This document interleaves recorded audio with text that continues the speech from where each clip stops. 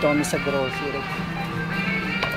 Namimili kami ng mga kakainin tsaka iinumin. Birthday kasi ni Rick. So ito yung mga handa niya. Beer. May prutas kami. Pakwan. Cola. Ito pulutan. Isang isda. Tignan yung presyo ng isang isda. 580 yen. Chocolate. Oops. Tignan muna natin yung ibang mga mabibili pa.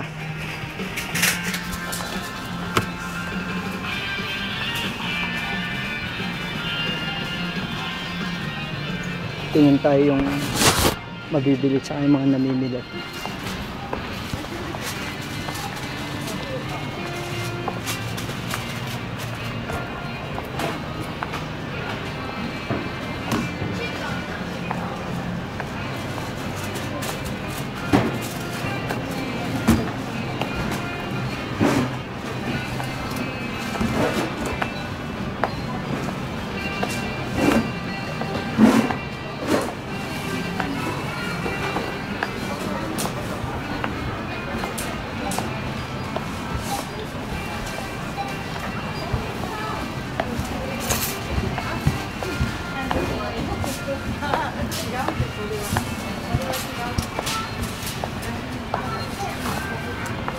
Kuha palang lemon para sa mga isda.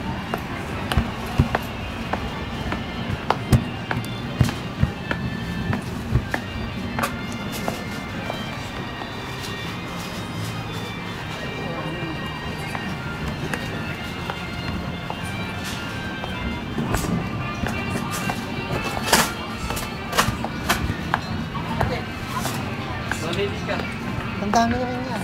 Konti lang. Ito 238 to 390. Ito na lang kasi. Hindi May rin hako natin. yan doon isa. So tingin mo, halika. Tingnan mo. Ilan bang gagamitin? Baka dalawa naman.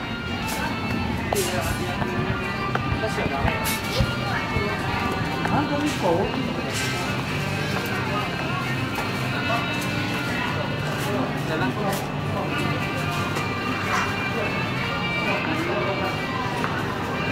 Nakasya naman to, di ba? Kasi ay naman wala na. Na. Pang sausawan lang. Kalak ba dito yan? Oo, may sausawan pa. Hindi ba tatlo yung kinuha? Mayonnaise pa. Wala ba na kasi?